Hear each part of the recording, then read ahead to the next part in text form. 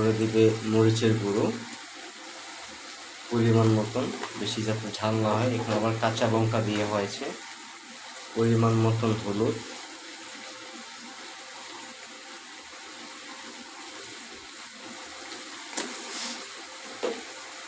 এখন এটাকে সুন্দর করে কষাবে কষাবে কষাবে।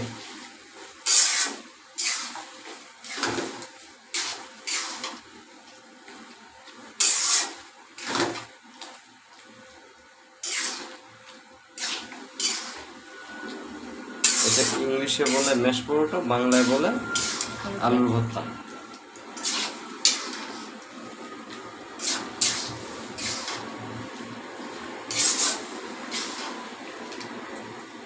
এখন দিয়ে দিবে একটু পানি পরিমাণ মতন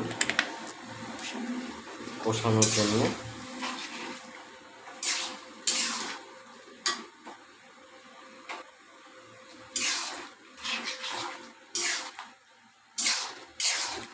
তারপর এটা যখন সুন্দর করে কষা হয়ে যাবে, এখানে দিয়ে দিবে ডিম। ডিমেরটা আমরা পরে দেখাই দিচ্ছি।